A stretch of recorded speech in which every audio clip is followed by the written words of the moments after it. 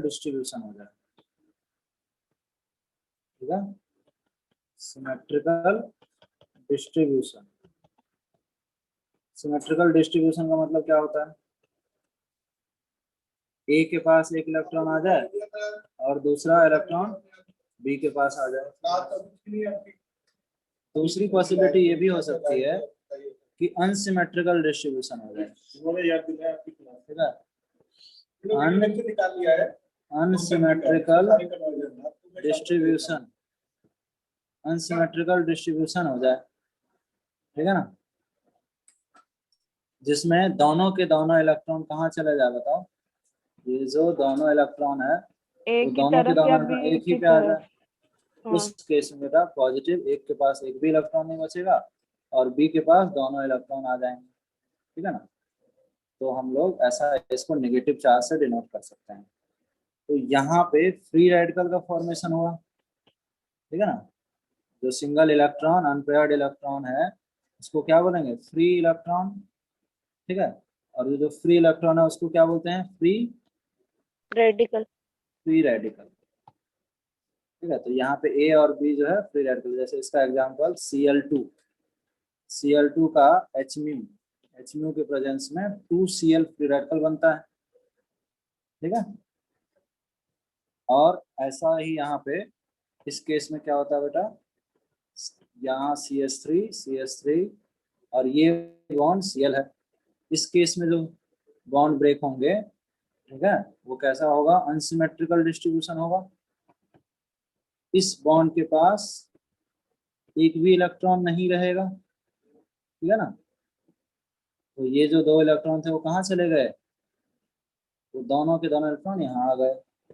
इस समय Cl minus और ये वाला स्पेसिस प्लस, तो एक आपका बन गया कार्बोकेटाइन, ठीक है ना। कैटायन पार्ट को क्या बोलेंगे, कार्बोकेटायन, और एनायन वाला पार्ट है ये, ठीक है ना। तो यहाँ पे अनसिमेट्रिकल डिस्ट्रीब्यूशन से पॉजिटिव और नेगेटिव स्पीशीज बनेगी, और सिमेट्रिकल डिस्ट्रीब्यूशन से, जिसको आप क्या बोलते हो, होमोलिटिक बॉन्ड फ्यूजन भी बोलते हो, यस और नो, होमोलिटिक बॉन्ड क्लीवेज,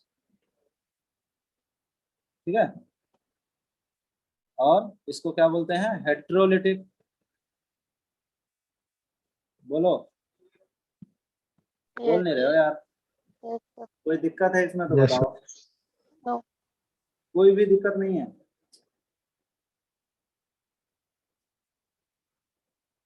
यहाँ तक किसी को कोई दिक्कत नहीं है, No, sir. पक्का, No, sir. वेरी गुड, ये अच्छी बात है, कोई दिक्कत नहीं है, ठीक है। तो इस तरह से बॉन्ड क्लीवेज हो जाता है, ठीक है।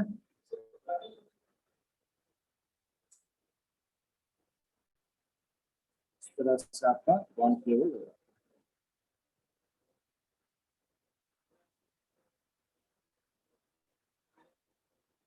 तो ये सारी चीजें आपको यहाँ पे डिटेल में दी हुई है, ठीक है, बॉन्ड क्लीवेज क्या है, ठीक है।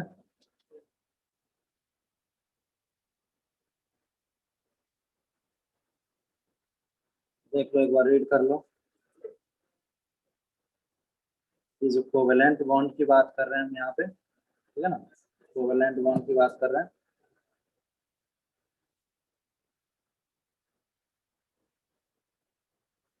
ठीक है, बॉन्ड का टूटना, breaking of covalent bond is known as bond cleavage, ठीक है। और यहाँ से आपका क्या है, फ्री रेडिकल और कैटायन एनायन बना है,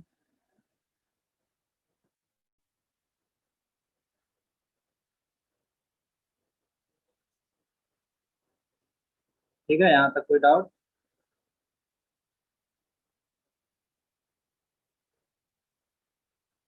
इसमें कोई डाउट है तो बताओ।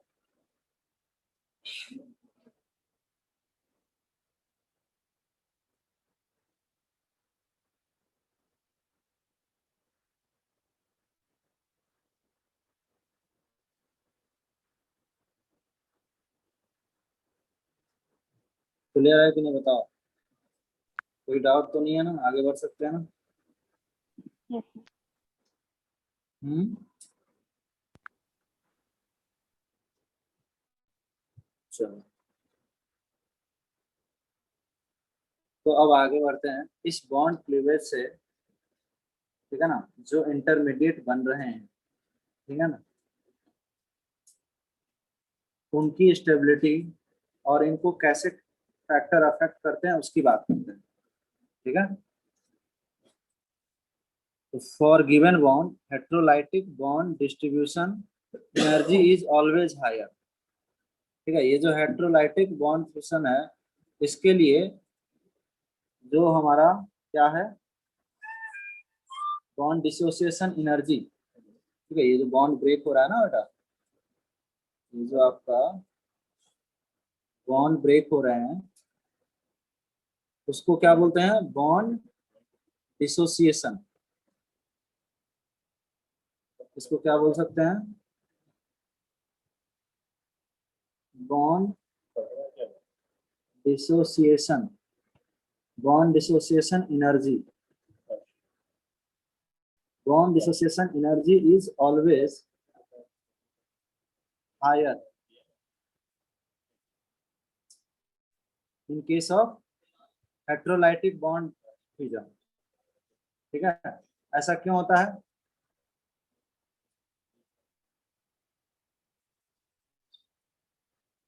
कोई बता सकते हो कि यहाँ पे बॉन्ड डिसोसिएशन एनर्जी हायर क्यों है? क्योंकि उसे दोनों भी इलेक्ट्रॉन लेने हैं ना, अगर एक मतलब उसके वैलेंसी से उसको निकालना है तो उसे बहुत एनर्जी देनी पड़ेगी ना, तभी वो इलेक्ट्रॉन निकाल के अपने पास ले सकता है ना। देखो ऐसा बोल सकते हैं इसमें कि ये जो कैटायन और एनायन है ना, इसको इसको हमें सेपरेट करना है, ठीक है ना। ऐसा बोल सकते हैं as apart from breaking of overlapping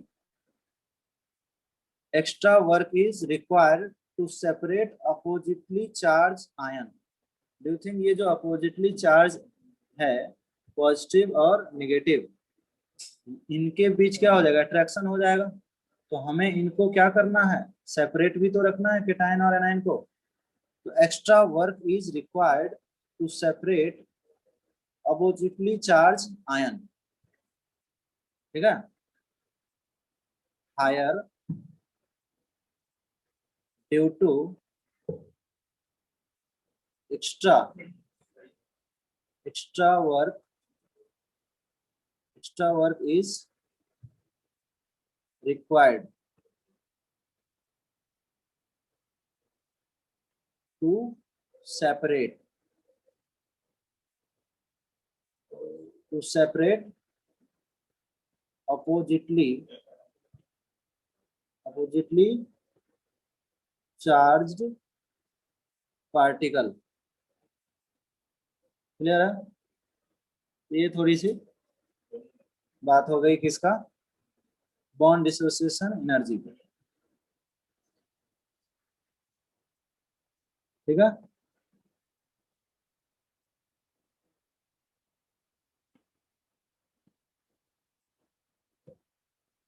ठीक है यहाँ तक। अब हम लोग नेक्स्ट फैक्टर इसमें डिस्कस करेंगे, और वो फैक्टर होगा इलेक्ट्रोनेगेटिविटी डिफरेंस, ठीक है ना। ऐसा बोल सकते हैं following following factor affect type of bond cleavage, type of bond cleavage,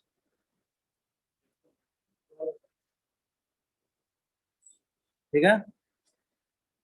पहला फैक्टर हम लोग यहाँ पे डिस्कस करेंगे इलेक्ट्रोनेगेटिविटी डिफरेंस, इलेक्ट्रोनेगेटिविटी डिफरेंस। मुझे बताओ इलेक्ट्रोनेगेटिविटी डिफरेंस का बॉन्ड क्लीवेज से कैसे अफेक्ट करेगा? ज्यादा इलेक्ट्रोनेगेटिव एलिमेंट नेगेटिव होगा तो वो अपनी तरफ इलेक्ट्रॉन को अट्रैक्ट करेगा ना। सही बात। As electronegativity difference between two bonded atom increases, ठीक है, अगर इलेक्ट्रोनेगेटिविटी डिफरेंस दो एटम के बीच बढ़ेगा, ये तभी बढ़ सकता है जब ये इलेक्ट्रो, सपोज एक्सट्रीम केस क्या होगा, ए इलेक्ट्रो पॉजिटिव हो और ये इलेक्ट्रो नेगेटिव हो, तभी ज्यादा डिफरेंस होगा। हाँ। जैसे आपने जानते होंगे आयनिक बॉन्ड में तो सबसे ज्यादा इलेक्ट्रोनेगेटिविटी का डिफरेंस होता है। यस और नो? यस। Yes sir. तो यहाँ तो आयनिक बॉन्ड की बात नहीं है, ठीक है ना, बट जितना ज्यादा इलेक्ट्रोनेगेटिविटी का डिफरेंस होगा, ठीक है ना, हेट्रोलाइटिक, इतना तो कह सकते हैं कि it has more possibility of heterolytic bond cleavage, इतना तो बोल सकते हैं। इट हैज मोर पॉसिबिलिटी या tendency, possibility for heterolytic bond fusion, for heterolytic bond fission,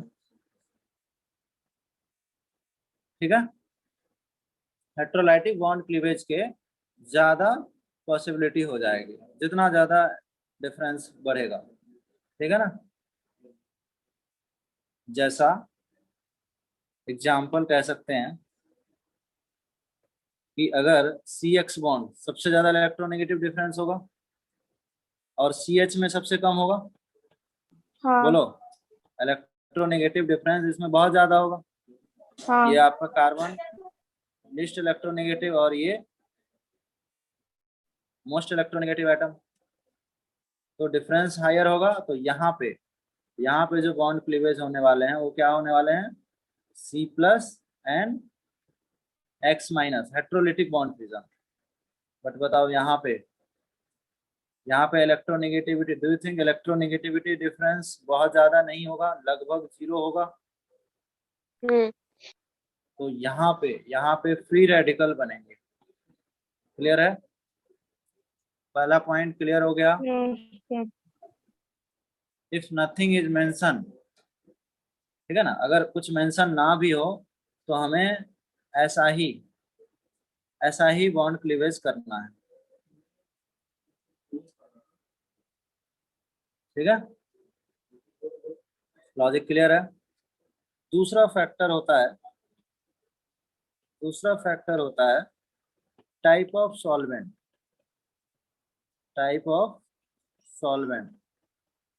solvent का मतलब क्या होता है, मीडियम, ठीक है ना, मीडियम प्रोवाइड करता है किसी भी बॉन्ड ब्रेकिंग में, मीडियम प्रोवाइड करता है।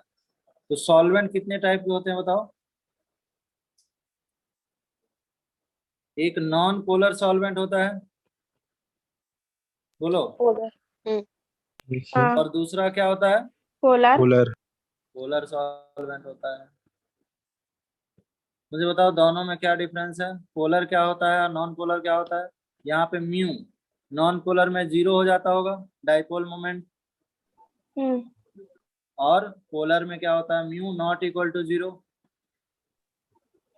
जैसे non polar CCl4 non polar है, CH2 नॉन पोलर है, बेंजीन, ये सब क्या है, नॉन पोलर है। यस और नो?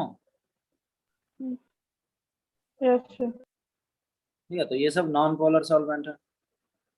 नॉन पोलर सॉल्वेंट कह लूं या फिर हम इसको एक और नाम दे सकते हैं, क्या,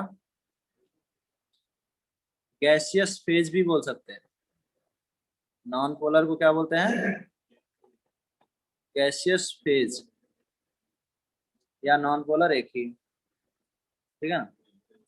जैसा आप समझो HCl गैसियस फेज में था, ठीक है, और यहाँ पे वाटर डाल दिए तो ये H+ एक्वस बन जाएगा,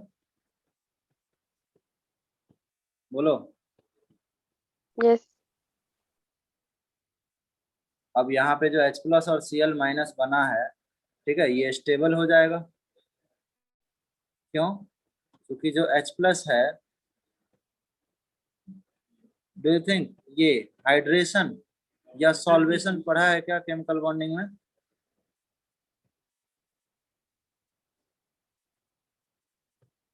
हाइड्रेशन या फिर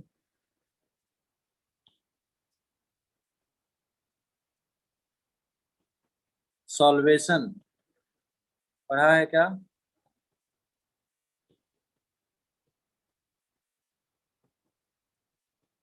तो यस नो कुछ तो बोलो, पढ़ा है या नहीं पढ़ा है, कुछ तो बोलो। पढ़ा है। पढ़ा है। क्या होता है?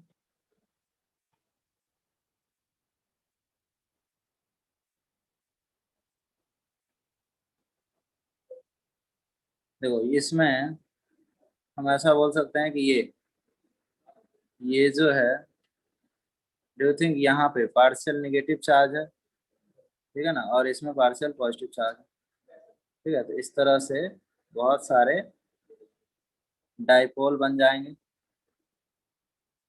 बोलो, चारों साइड से H प्लस को क्या कर रहे होंगे, इस तरह से हाइड्रेट Surround. कर लिया। वाटर में ये क्या हो गया, नेगेटिव, और ये पॉजिटिव, अट्रैक्शन होगा ना। Yes. पार्शियल नेगेटिव सब पे है वाटर पे। तो वाटर का पार्शियल नेगेटिव और H प्लस ये क्या हो गया, हाइड्रेट हो गया, ठीक है। तो H प्लस सेपरेट हो गया। उसी तरह से Cl को वही क्या कर लेगा, Cl में H प्लस होता है, बोलो। Cl वाले में ये हाइड्रेट कर लेगा, चारों साइड से इसको वाटर क्या कर लेगा, यही था ना हाइड्रेशन, बोलो। पार्शियल पॉजिटिव हाँ। और यस सर। नेगेटिव में बॉन्ड बन जाएगा, पार्शियल पॉजिटिव हाँ। पार्शियल पॉजिटिव पार्शियल पॉजिटिव, और ये एनायन है। तो ये क्या हो गया, दोनों कैटायन और एनायन दोनों क्या हो गया, हाइड्रेट हो गए कि नहीं। आप ऐसा सोचो कि इन दोनों में HCl जो गैसियस फेज में था, वो क्या था, दोनों के बीच अटूट बंधन था, ठीक है ना, एकदम बढ़िया दोस्त थे दोनों। उसके बीच में कौन आ गया, ये ये आ गया, एक दुश्मन आ गया, और इन दोनों को क्या कर दिया बताओ, दोनों के बीच में क्या हो गया, एक झगड़ा दुश्मन लड़ाई करा दिया क्रिएट ये, कर दी। हाँ। ठीक है ना। ये देखो, दोनों के बीच में दीवार आ गई, बोलो। और ये दोनों यस क्या हो सर। गए, HCl यस सर। गैसियस से ये क्या बन गए, aqueous. H plus aqueous and Cl aqueous, दोनों की दोस्ती टूट गई, ठीक टूट है। गई। दोनों मस्त अब क्या कर रहा है, वाटर के साथ एंजॉय कर रहा है, ठीक है ना। तो ये वाटर इसमें क्या आया था, झगड़ा लगाने आया था, ठीक है ना। बोलो, समझ में आया Yes, sir. कि सॉल्वेंट का क्या रोल है। अच्छा, वाटर, मुझे मुझे बताओ, वाटर कौन सा सॉल्वेंट है, पोलर है या नॉन पोलर है, मुझे बताओ। वाटर जो है वो कौन सा सॉल्वेंट है, Polar, polar. पोलर सॉल्वेंट है, ठीक है। तो मुझे बताओ, पोलर सॉल्वेंट में क्या प्रीफर करेगा, हेट्रोलाइटिक या होमोलाइटिक। हेट्रोलाइटिक। बिल्कुल सही, ठीक है। तो यहाँ पे मैं लिख सकता हूँ कि non polar medium prefer homolytic bond cleavage, ठीक है। बोलो, ऐसा बोल Yes. सकते हैं क्या? Hmm. ऐसा हम लोग बिल्कुल बोल सकते हैं। यहाँ पे इन जनरल पोलर मीडियम या सॉल्वेंट जैसा H2O के केस में हुआ, क्या प्रीफर करेगा, बोलो। Heterolytic, heterolytic. Heterolytic bond Bond fission free. And non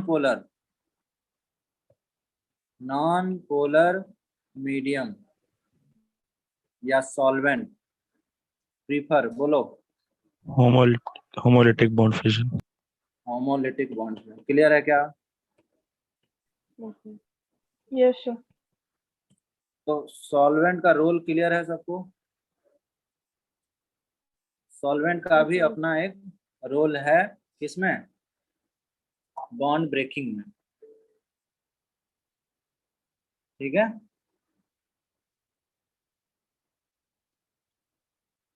clear है ये चीज?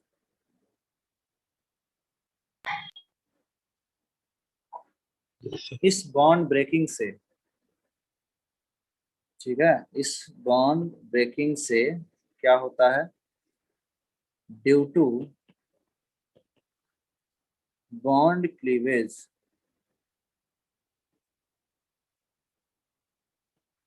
Due to bond cleavage with carbon following intermediate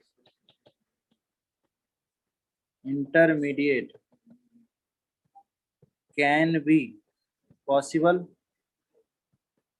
yes or no?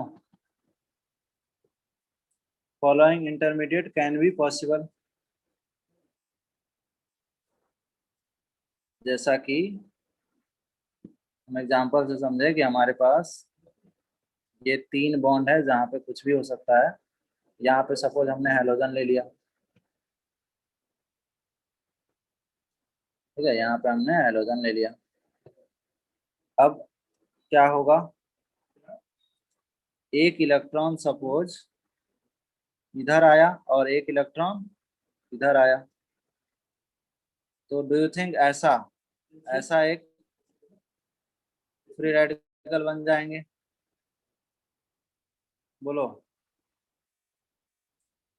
अगर दोनों ही इलेक्ट्रॉन एक्स के पास चला जाए, बोलो भैया, तो ऐसा बन तो जाएगा। C plus carbocation. Plus minus और एक्स माइनस बन जाए। और ऐसा भी हो सकता है कि दोनों इलेक्ट्रॉन कहाँ हो जाए? बोलो, बोल नहीं रहे हो यार। कार्बन पे आ जाए. ये 3 इंटरमीडिएट बनेंगे। यस। एक का नाम बताओ क्या है? यस। रेडिकल। फ्री एक का रेडिकल। नाम फ्री रेडिकल है। रेडिकल. Free radical. मुझे इन सब के हाइब्रिडाइजेशन बताओ, पढ़े हो ना? Carbocation, carbocation. या इसका एक दूसरा नाम भी है, क्या? कार्बोनियम आयन भी बोलते हैं। और थर्ड क्या पॉसिबिलिटी है बताओ? Carbene ion. Carbo carbene ion, बोलो।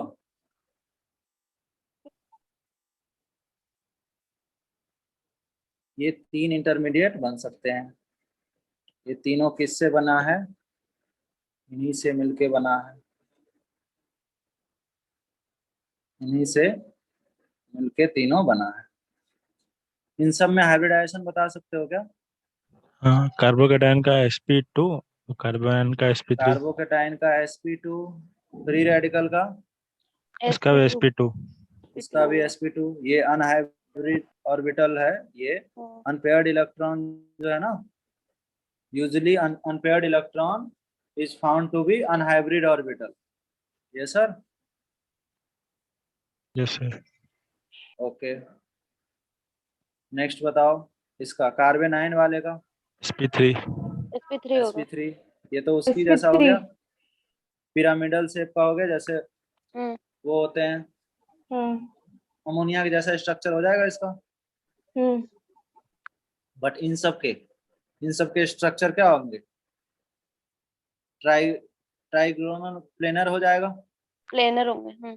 इन सब के स्ट्रक्चर को अगर मैं आपको बताना चाहूं तो ऐसा एक इलेक्ट्रॉन ठीक है, ऐसा एक बॉन्ड, ठीक है, ऐसा बॉन्ड और ऐसा बॉन्ड, ठीक है। तो इस तरह से क्या हो जाएगा, ये ट्राइगोनल ट्राइगोनल प्लेनर हो जाएगा ये। बोल नहीं रहे हो यार। ऐसा ही यस सर। ऐसा ही इसमें भी होगा, केमिकल बॉन्डिंग में पढ़े हो ना ये सब। हाँ। पॉजिटिव चार्ज यहाँ पे वैकेंट ऑर्बिटल है, एक बॉन्ड ये, एक बॉन्ड ये, सभी 120 पे होंगे, ठीक है। और ऐसा इनका भी क्या बन जाएगा, ट्राइगोनल प्लेन। ट्राइगोनल प्लेनर हो जाएगा। तो ये दोनों sp2 हाइब्रिडाइज हो गए, ट्राइगोनल प्लेनर। ठीक है। बट इसमें इसके तो ट्राइगोनल प्लेनर नहीं होंगे, इनके पास दो लोन पेयर है, जैसे अमोनिया में नहीं होता ऐसा, ऐसा तीन बॉन्ड आ पिरामिडल। जाएंगे, पिरामिडल। ठीक है ना।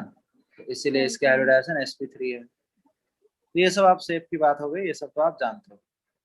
अगर हम तीनों के एग्जाम्पल बताएं तो इस तरह से, तीनों तीनों बॉन्ड हाइब्रिडाइजेशन, ये तीनों हाइड्रोजन होता तो क्या हो जाता, मिथाइल फ्री रेडिकल हो जाता, ये sir yes. No, methyl free yes radical sir. Free होता। रेडिकल।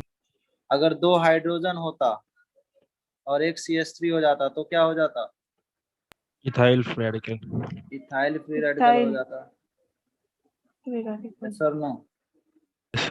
Yes sir. तो इस तरह से कोई भी फ्री रेडिकल हो सकता है,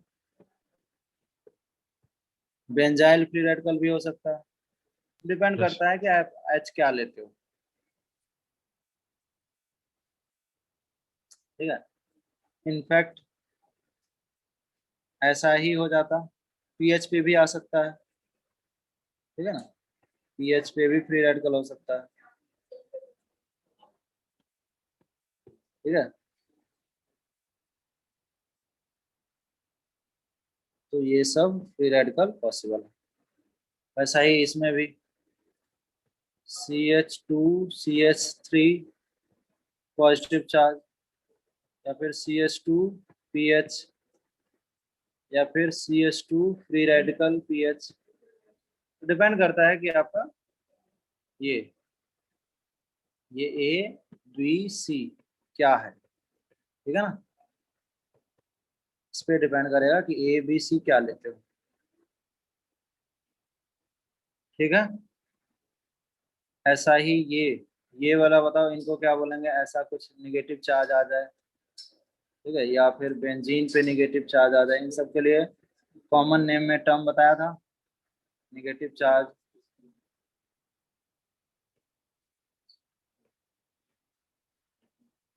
ऐसा कुछ पढ़े हैं, विनाइल, विनाइल कार्बेनाइन बोल सकते हैं, हाँ। पढ़े थे ना, विनाइल पोजीशन बताया था, इसको क्या बोलेंगे, फिनाइल, फिनाइल। फिनाइल कार्बेनाइन, ठीक है। ये वाला क्या हो जाएगा, बेंजाइल, बेंजाइल पोजीशन बोलते हैं इसको, बेंजाइल फ्री रेडिकल, बोलो इसको क्या बोलेंगे, बेंजाइल कार्बोकेटाइन, कार्बोकेटाइन। ठीक है। तो पोजीशन क्लियर है ना, बेंजाइल,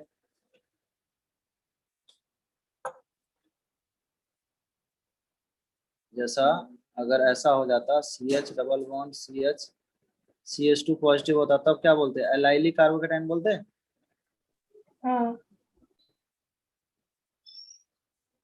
ठीक है। तो ये सब पोजीशन आपको आता है, ठीक है यहाँ तक, यस सर। कोई डाउट यहाँ तक किसी को।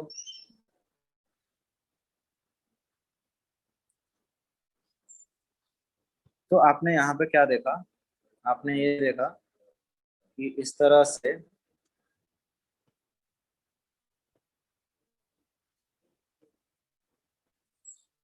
से जो हमारे पास फ्री रेडिकल था,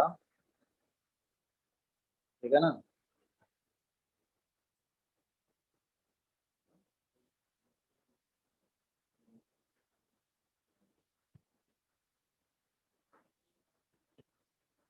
ठीक है, ये ट्राइगोनल प्लेनर था,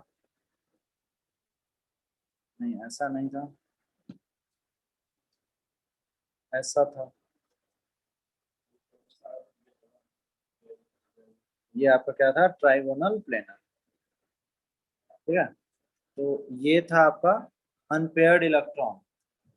ठीक है, जो किस में था, अनहाइब्रिड ऑर्बिटल में था। ठीक है ना, ये जो इलेक्ट्रॉन है वो क्या है, अनपेयर्ड, अनपेयर्ड इलेक्ट्रॉन है। और अनपेयर्ड इलेक्ट्रॉन जो है वो क्या होता है, अनहाइब्रिड ऑर्बिटल में होता है। बोलो, तो इसलिए इसकी हाइब्रिडाइजेशन कितनी थी, sp2, 3 sigma bond, 3 sigma bond, sp2 hybridize. और इसके शेप क्या हो गए थे, ट्राइगोनल प्लेनर, ये तो आप प्लेनर। जानते हो। ठीक है ना, ट्राइगोनल प्लेनर हो गया। बट होता क्या है, ये यूजुअली होता है, कई केस में ये भी पार्टिसिपेट करता है। जैसे यहाँ पे जो सिंगल इलेक्ट्रॉन है, अनपेयर्ड इलेक्ट्रॉन है, मुझे बताओ इसकी हाइब्रिडाइजेशन कितनी है, इसमें इसकी हाइब्रिडाइजेशन कितनी है, या ऐसा, ऐसा हम इसके लिए कर लें, सिंगल इलेक्ट्रॉन,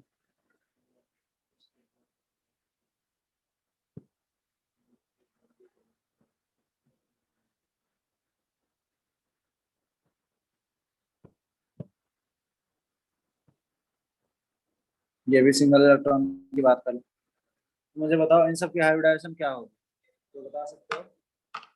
sp2। फर्स्ट वाले का sp2 sp2, सेकंड वाले का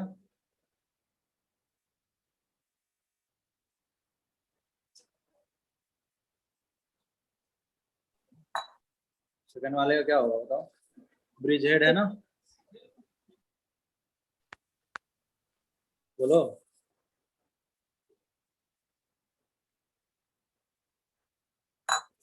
ब्रिज हेड है ना, तो ये sp2 हो सकता है क्या ब्रिज हेड पे, P3। sp3 होगा। तो इस बार तो वो फ्री इलेक्ट्रॉन पार्टिसिपेट किया होगा, तभी तो sp3 आया होगा, क्योंकि 3 ही बॉन्ड है, बॉन्डेड ऑर्बिटल तो 3 ही है बेटा, sp3 कैसे आया होगा, ऑब्वियसली वो इलेक्ट्रॉन पार्टिसिपेट किया होगा। इनफैक्ट यहाँ भी 2 ही सिग्मा बॉन्ड है, तो sp2 होना चाहिए था, sp3 क्यों हो रहा है, sp2 क्यों हो रहा है, क्योंकि यहाँ पे तो ये प्लेनर है ना, 120 एंगल पॉसिबल है, ये भी पार्टिसिपेट करा लिए इनको, sp3 हो गया। सिमिलरली यहाँ पे क्लोरीन के केस में बताओ क्या हाइब्रिडाइजेशन होता है,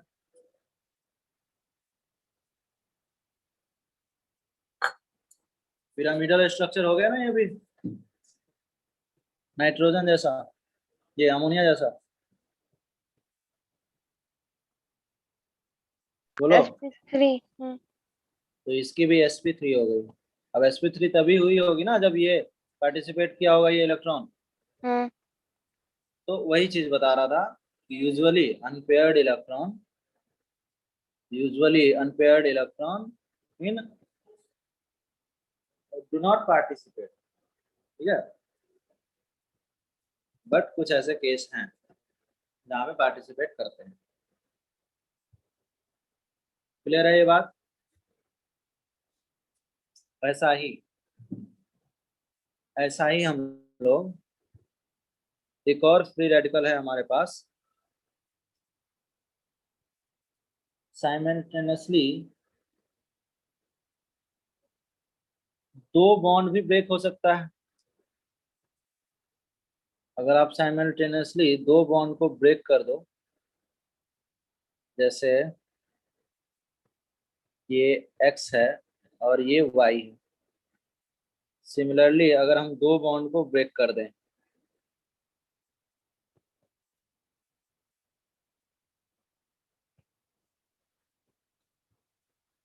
दोनों बॉन्ड को ब्रेक कर दें ऐसा, जैसे एक इलेक्ट्रॉन यहाँ से आया ठीक है ना, और एक इलेक्ट्रॉन यहाँ से आया, तो उस केस में क्या होगा, दो अलग अलग ऑर्बिटल से आए हैं, आर सी आर डैश, ये दो ऑर्बिटल दिख रहे हैं, एक इलेक्ट्रॉन यहाँ एक इलेक्ट्रॉन यहाँ। जैसा अगर H इनके केस में हो जाएगा, ये दो इलेक्ट्रॉन, बोलो इसको क्या बोल देंगे, CH2 बोल देंगे ना, इसको CH2 बोल सकते हैं।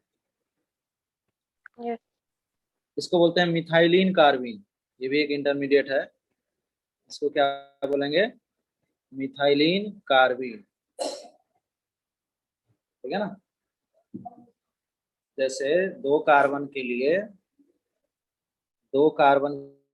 C2H6 है तो नाम क्या होता है, इथेन होता है, बोलो। C2H5 होता है तो नाम क्या होता है बताओ, इथाइल। इथाइल हो जाता है, ठीक है। हम्म। और अगर C2H4 हो जाए तो इथीन। इथीन। इथीन हो जाता है।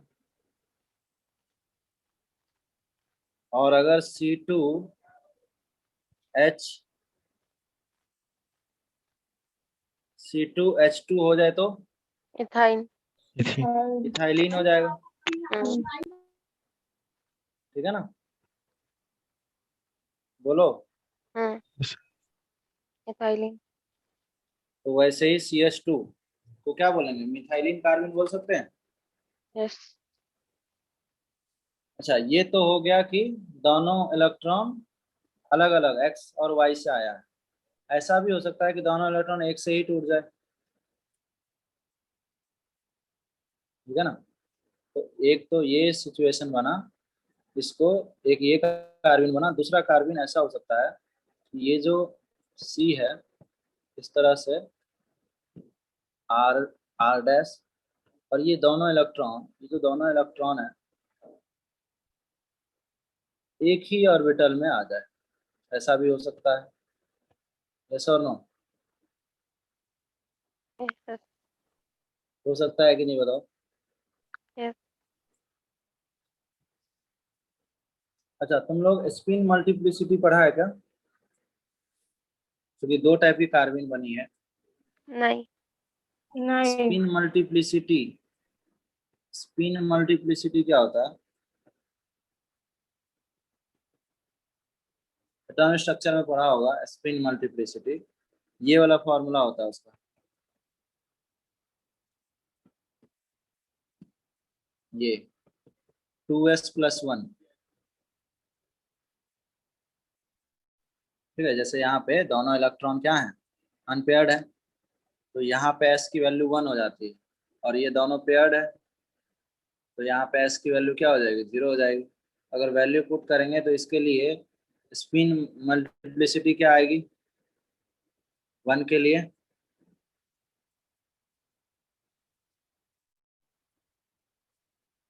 इस केस में क्या आएगी,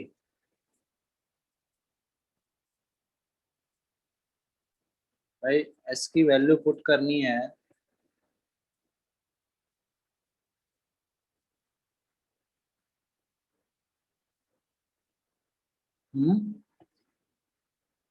s की वैल्यू नहीं पुट कर पा रहे हो, 1 रखना है ना, s इज इक्वल तो टू 1 रखेंगे तो कितना आ जाएगा, 3 आ जाएगा। 3। इसको ट्रिपलेट कार्बिन बोलते हैं, ये भी एक टाइप का इंटरमीडिएट है। जैसा कार्बोकेटाइन कार्बेनाइन 3 रेडिकल था, वैसा ही ट्रिपलेट कार्बिन बना। अगर s की वैल्यू 0, जिसमें दोनों इलेक्ट्रॉन पेयर्ड है, ठीक है, तो यहाँ पे s क्या हो जाएगा, 0। 1 क्वांटम क्वांटम s क्वांटम 0 हो मैकेनिकल जाएगा। मॉडल पढ़े होगे, यस। क्वांटम मैकेनिकल मॉडल हाँ। में ये सब पढ़े होगे आप लोग, नहीं पढ़े हो, तो जब s की वैल्यू 0 पुट करोगे तो 2 इंटू 0 प्लस 1 कितना आएगा? 1 आएगा ना। 1 आएगा। तो इसको क्या बोलेंगे? सिंगलेट कार्बिन। नाम सुने हो क्या? सिंगलेट कार्बिन। दो टाइप की कार्बिन बनती है, एक ट्रिपलेट और एक सिंगलेट। ठीक है ना। क्वांटम मैकेनिकल मॉडल में स्पिन मल्टीप्लिसिटी वर्ड आया होगा, नहीं भी आया तो कोई बात नहीं। समझ में आ गया कि दो कैसे बना है? बोलो। हम्म यस सर। चलो बढ़िया। तो सिंगलेट कार्बिन और ट्रिपलेट कार्बिन, दो कार्बिन बने। मुझे बताओ ज्यादा स्टेबल कौन होगा?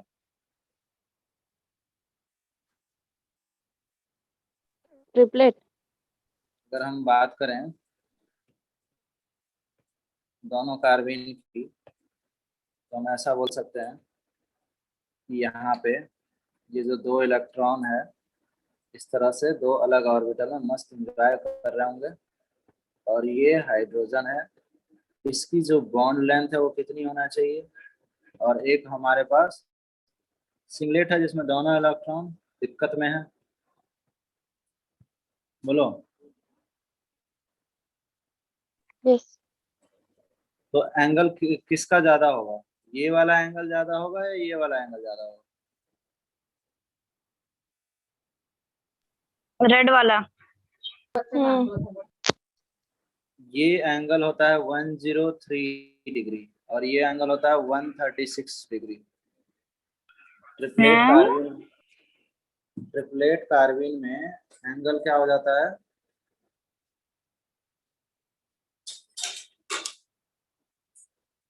समझ रहे हो? ट्रिपलेट कार्बिन में, लेकिन सब दिखने में नहीं लग रहा है लेकिन ना। हाँ यही तो केमिस्ट्री है, दिखता कुछ और है और होता कुछ और है। दिस इज द केमिस्ट्री ना। अगर जो दिखता वही होता तो फिर पढ़ते क्यों?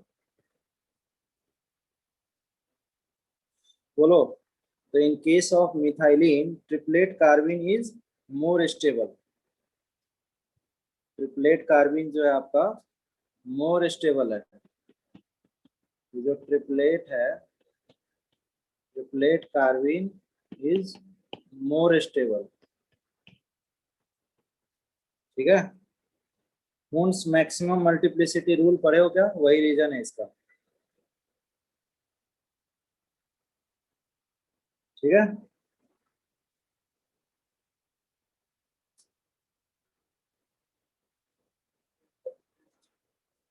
बोलो। हम्म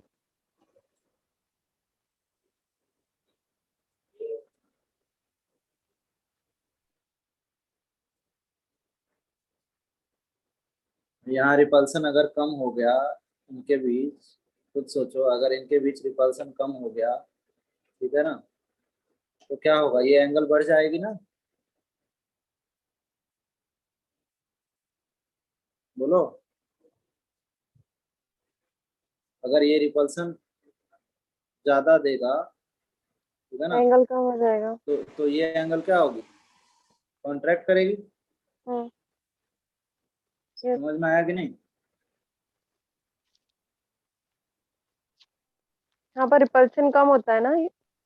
यहाँ यहाँ यहाँ अगर ये ज्यादा रिपल्सन देगा तो ये एंगल छोटा होगा कि नहीं होगा? बताओ। होगा। वही कर रहा है ना, ये रिपल्सन दे रहा है तो ये बॉन्ड एंगल कम हो गया। यहाँ रिपल्सन नहीं हो रहा है तो ये बॉन्ड एंगल ज्यादा हो गया। हम्म Yes, नहीं समझा? समझ गया। समझा सर। मतलब इसमें पक्का? कम होता है रिपल्शन और इसमें ज्यादा होता है, इसलिए बॉन्ड एंगल कम होता है ना। हाँ। Okay, रिपल्सन समझा। होगा केमिकल बॉन्डिंग में तो इसी तरह से बॉन्ड एंगल वगैरह देखते हैं ना। बॉन्ड एंगल का ऑर्डर तो ऐसे ही देखते हैं रिपल्सन से। वाटर मॉलिक्यूल या अमोनिया मॉलिक्यूल या फिर टेट्राहेड्रल स्ट्रक्चर किसका? अपने मीथेन का। इन सब के जो बॉन्ड एंगल है लोन पेयर के रिपल्सन के वजह से ही अलग अलग होते हैं ना। वाटर का बॉन्ड एंगल, अमोनिया का बॉन्ड एंगल, ये सब सेम है क्या?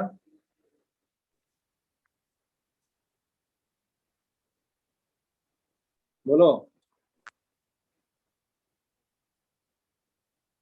एनीवे ये सब केमिकल बॉन्डिंग का पार्ट है, आप पढ़े होगे, बॉन्ड एंगल सबसे कोई मतलब नहीं अपना। बस इतना समझ में आ गया, सिंगलेट और ट्रिपलेट कार्बन। सिंगलेट आता है लेकिन सर मैंने स्प्लिट नहीं बना ये। अब आरएस से ठीक है, triplet carbon and singlet carbon. Clear हो गया दोनों? Yes sir. ओके चलो अब हम लोग स्टेबिलिटी देखेंगे, ठीक है ना। इन इंटरमीडिएट की जो जितने भी स्टेबिलिटी बनेंगे वो कितना स्टेबल होंगे ये देखना पड़ेगा, ठीक है। कुछ भी आया ना फिर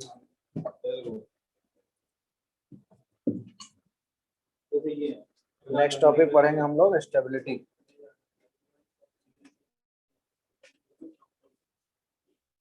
stability comparison, stability of charge. Next topic लिखो स्टेबिलिटी, स्टेबिलिटी ऑफ चार्ज। देखो दो चार्जेस आपके सामने दिखा रहे हैं,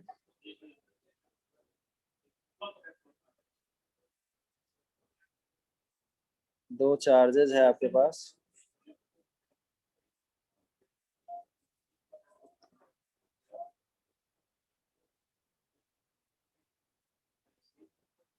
इन दोनों में क्या है? चार्ज है, दिख रहा है? इन दोनों में चार्ज हमने Q मान लिया, ठीक है।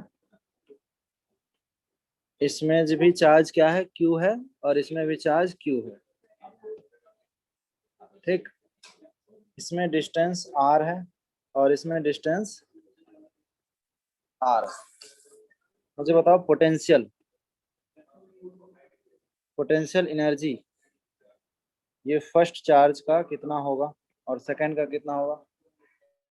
फिजिक्स में ये पढ़ा होगा ना पोटेंशियल एनर्जी, वहां पे डेरिवेशन बताया गया हुआ है ये सब। दो चार्ज, ये Q चार्ज को R डिस्टेंस पे पोटेंशियल एनर्जी कितनी होती है, किसी को आइडिया है?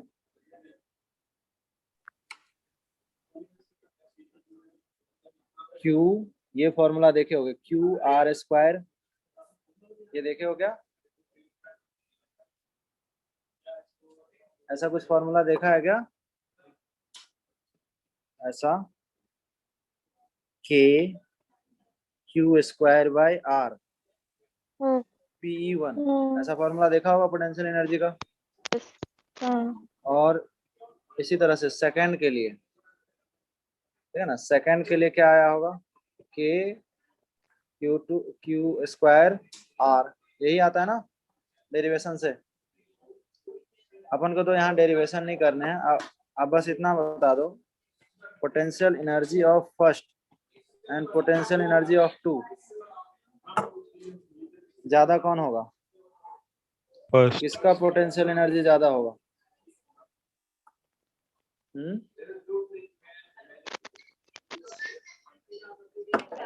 किसकी पोटेंशियल एनर्जी ज्यादा होगी बताओ?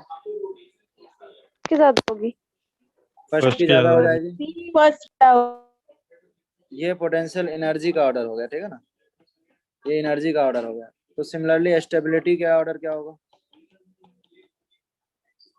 सेकंड का ज्यादा होगा। स्टेबिलिटी जो है PE, ये सेकंड का, सेकंड की ज्यादा होगी। ये बात समझा है कैसे हुआ? तो देखो हुआ क्या, बेसिकली आप कहानी समझो कि सेकंड वाले में ना उतना ही चार्ज है लेकिन एरिया ज्यादा है, यस और नो? यस सेकंड वाले में उतना ही चार्ज है लेकिन एरिया क्या है? ज्यादा है।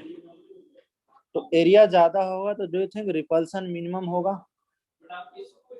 हाँ हाँ और अगर रिपल्सन मिनिमम होगा तो स्टेबिलिटी बढ़ जाएगी, हाँ ठीक है, तो मैं कह सकता हूँ बेटा कि सेकंड वाले में रिपल्सन रिपल्सन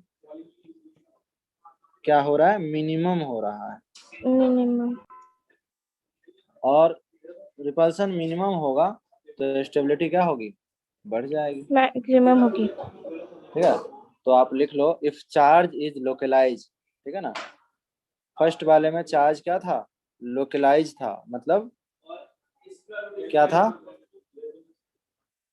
इंटेंसिफाइड था। फर्स्ट वाले में चार्ज क्या था, लोकलाइज था। लोकलाइज का मतलब क्या होता है बताओ।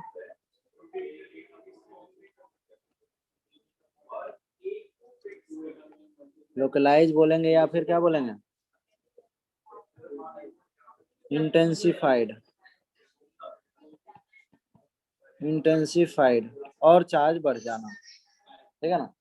लेकिन आप सेकंड में देखोगे ना तो चार्ज क्या हो गया, डिस्पर्स हो गया।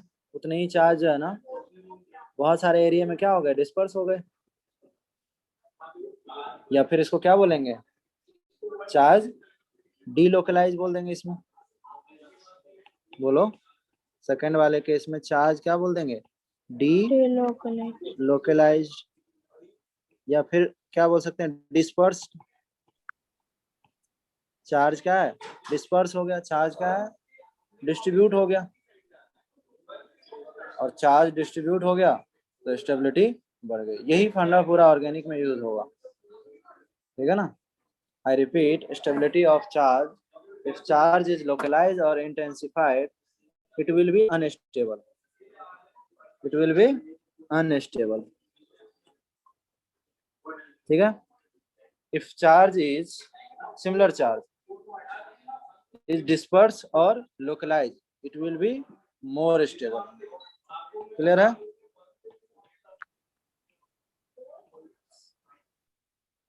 बोलो,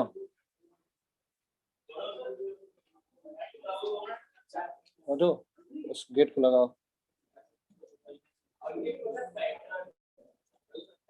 ठीक है, क्लियर है यहाँ तक। बोल नहीं रहे हो यार तुम लोग, कोई डाउट है तो बताओ। भाई ये गेट बंद करने बोल रहा हूँ, सामने वाला।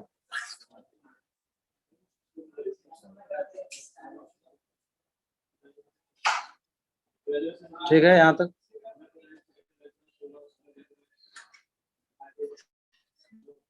ओके, उसके बाद इन सब स्टेबिलिटी को हम लोग कैसे फाइंड कर सकते हैं, इसके लिए हमें इफेक्ट पढ़ना पड़ेगा, ठीक है ना। To compare stability of intermediate following effect are there, ठीक है, लिखेंगे अगला, टू कंप्लीट, या ऐसा बोल सकते हैं to compare stability of intermediate following effect are there, ठीक है। फॉलोइंग इफेक्ट्स आर देयर, ठीक है, फॉलोइंग इफेक्ट आर देयर।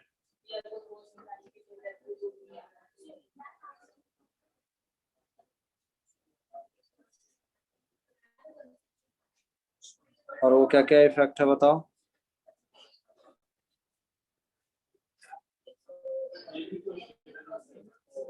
क्या क्या इफेक्ट है। पहला इफेक्ट होता है इंडक्टिव इफेक्ट, इंडक्टिव ठीक है, इंडक्टिव इफेक्ट, ठीक है ना। दूसरा जो इफेक्ट होता है वो क्या होता है, रेजोनेटिंग, रेजोनेंस। हाँ, रेजोनेंस या रेजोनेटिंग इफेक्ट। और थर्ड इफेक्ट जो होता है आपका क्या होता है, hyper hyperconjugation. Hyperconjugation. Conjugating, hyperconjugating effect, ठीक है। ये तीन इफेक्ट अगर आपको अच्छे से क्लियर हो गया तो ऑर्गेनिक आप के लिए बहुत आसान हो जाएगा। यही 3 इफेक्ट को बहुत डिटेल में समझना है, ठीक है। और इस एग्जाम में इंडक्टिव इफेक्ट तक आ भी रहा है,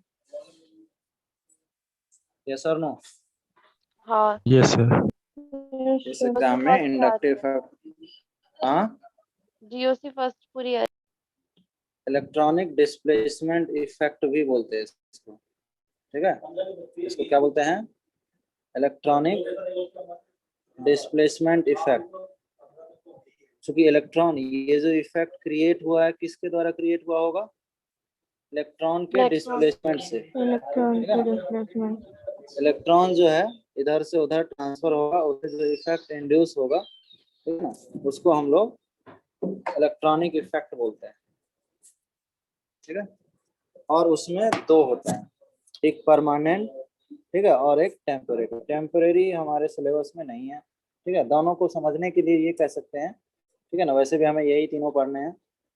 परमानेंट का मतलब ये होता है कि विदाउट एनी, ठीक है ना, विदाउट एनी, अगर रिएजेंट वो इफेक्ट हो रहा है, जैसे फॉर एग्जांपल CH2, CH2 ये एक नॉन पोलर कंपाउंड है, ठीक है। इसमें कोई इफेक्ट नहीं होगा क्योंकि ये दोनों दोनों क्या है? sp2 हाइब्रिडाइज है, बोलो। इसमें कोई इफेक्ट नहीं हो रहा है, मान चलो कंटेनर में ये रखा हुआ है, इसमें कोई इफेक्ट नहीं हो रहा है। लेकिन जैसे ही आप Cl2 डाल दो, इंडिविजुअली Cl2 भी क्या है? नॉन पोलर है, दोनों इलेक्ट्रो नेगेटिव डिफरेंस क्या है? 0 है दोनों में, तो ये भी क्या है? नॉन पोलर है। तो ये दोनों ही नॉन पोलर है, लेकिन जैसे ही ये इसमें आ जाएगा, तो डू यू थिंक इनके इनके लोन पेयर और इनके पाई इलेक्ट्रॉन में रिपल्सन होना चालू हो जाएगा, जिससे एक क्या बन जाएगा? पार्शियल पॉजिटिव और एक partial negative. Negative. Polar non polar become polar. Polar. ये इफेक्ट कब हुआ? जब Cl2 आया। लेकिन परमानेंट इफेक्ट में जब कभी भी इलेक्ट्रोनेगेटिव, जैसे इंडक्टिव की बात करें तो इंडक्टिव में सिग्मा बॉन्ड्स पे ऑपरेट होता है, ठीक है ना। तो सिग्मा बॉन्ड पे जब ऑपरेट होता है, तो जब कभी भी इलेक्ट्रोनेगेटिविटी का डिफरेंस नॉट 0 हो, मतलब कुछ ना कुछ डिफरेंस होगा, वहां पे ये इफेक्ट हो जाएगा बिना किसी का रिएजेंट के। जैसे फॉर एग्जांपल CH3Cl, ठीक है ना, यहाँ पे इंडक्टिव इफेक्ट हो रहा है और वो अपने आप ही हो रहा है किसी रिएजेंट की वजह से। Cl2 टाइप का कुछ आया नहीं है, समझ आ रहा है? तो ये जो इफेक्ट है वो विदाउट रिएजेंट हो रहा है, इसलिए इसको परमानेंट बोलते हैं। और उसमें हमें 3 पढ़ने हैं, इंडक्टिव, मेसोमेरिक, जो जिसका नाम रेजोनेटिंग स्टेप, रेजोनेटिंग भी है, और थर्ड क्या है? हाइपर कंजुगेटिंग। ये 3 इफेक्ट पढ़ते हैं अपन को, ठीक है। तो बताओ इंडक्टिव इफेक्ट। इंडक्टिव इफेक्ट की अगर बात करें तो इंडक्टिव इफेक्ट क्या होने वाला है? 2 टाइप के होने वाले हैं, ठीक है। एक प्लस आई और एक माइनस आई। देखो इंडक्टिव इफेक्ट का सिंपल सा मतलब है, ये कार्बन है और ये ग्रुप है। अगर ये ग्रुप इलेक्ट्रॉन विड्रॉ करेगा तो कार्बन पे क्या होगा? कार्बन इलेक्ट्रॉन डेफिशिएंट बनेगा क्या? हाँ हाँ। अगर कार्बन से ऐसा ग्रुप आ जाए जो मोर इलेक्ट्रोनेगेटिव है, ठीक है, जैसे फॉर एग्जांपल इस तरह से कोई चीजें आ जाए, तो Cl मोर इलेक्ट्रोनेगेटिव है तो कार्बन बिकम पार्शियल पॉजिटिव और Cl बिकम पार्शियल नेगेटिव। ये बात समझ रहे हो? पार्शियल चार्ज का मतलब ये हुआ कि ये जो 2 इलेक्ट्रॉन थे वो दोनों के दोनों गए नहीं, जाने की कोशिश कर रहे हैं, ठीक है। मतलब जो इलेक्ट्रॉन क्लाउड है वो कुछ ऐसा हो गया, जो इलेक्ट्रॉन क्लाउड है वो कुछ ऐसा हो गया, इस तरफ से हो गया। मतलब यहाँ पे इलेक्ट्रॉन बढ़ गए और यहाँ पे कम हो गए, कम हो गए। ठीक है ना। ये इसका मतलब होता है पार्शियल। क्योंकि कंप्लीट में क्या होगा? C+ और Cl- होगा। यहाँ पे ये जो चार्ज है वो क्या है? कंप्लीट चार्ज है। लेकिन हम यहाँ पे पार्शियल की बात कर रहे हैं। तो अगर कार्बन इलेक्ट्रॉन, वापस आते हैं अपने पॉइंट पे, कि अगर कार्बन इलेक्ट्रॉन डेफिशिएंट बनेगा, क्या बोल रहा हूँ मैं? अगर कार्बन इलेक्ट्रॉन डेफिशिएंट बनेगा तो वहां जो इफेक्ट होगा वो इफेक्ट क्या कहलाएगा? -I। सिमिलरली उल्टा, अगर कार्बन इलेक्ट्रॉन सप्लाई करेगा तो कार्बन इलेक्ट्रॉन रिच बनेगा। देखो दिख रहा है, carbon electron rich.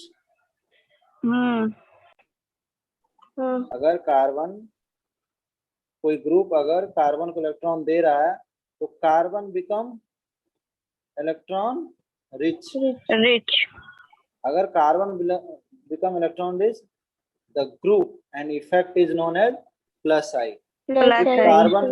If carbon become electron deficient, the group and effect is known as minus I. Clear है? बोलो, सबको क्लियर है ना? Plus I minus I clear हो गया। तो ये दो इफेक्ट होते हैं। ये परमानेंट इफेक्ट होता है क्योंकि ये विदाउट किसी रिएजेंट के बिना हो रहा है। ये केवल और केवल किस में होता है? सिग्मा बॉन्ड में होता है, पाई बॉन्ड में नहीं होता है। ठीक है, और ये डिस्टेंस पे डिपेंडेंट होता है।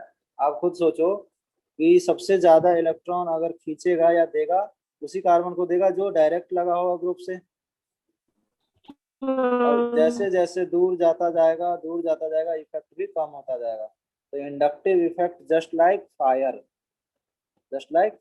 फायर से जैसे जैसे दूर जाते जाएंगे उसका इफेक्ट भी क्या होगा? कम होगा। ठीक है, तो डिस्टेंस बढ़ाते जाएंगे तो इफेक्ट भी कम होता जाएगा।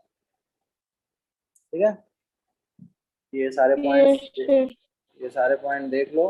ठीक है, इफेक्टिव इफेक्ट में प्लस आई माइनस आई में पहचानने में कोई दिक्कत नहीं करना है। एक ही चीज सोचना है, carbon become electron rich plus I. Carbon के बारे में सोचना है, ग्रुप के बारे में नहीं सोचना है। ठीक है ना, कार्बन पे जो इफेक्ट हो रहा है उसके बारे में बात कर रहे हैं। The chemistry is all about carbon atom only. Carbon पे क्या इफेक्ट डेवलप हो रहा है उस ग्रुप से, हम उसकी बात करने जा रहे हैं। If carbon become electron rich known as plus I, if carbon become electron deficient known as minus I. Clear है सबको? क्रिस्टल क्लियर है? बताओ।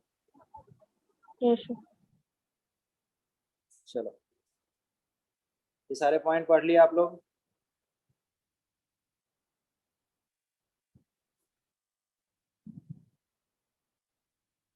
ये सारे पॉइंट आप लोग पढ़ लिए?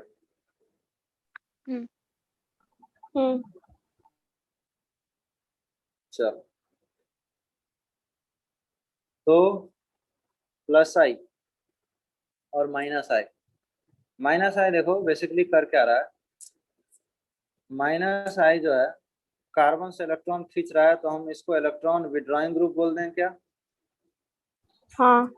ठीक है, माइनस आई इफेक्ट जो है कार्बन को इलेक्ट्रॉन डेफिशिएंट बना दे रहा है। ठीक है ना, देखो withdraw electron known as minus I group, effect is known as minus I effect।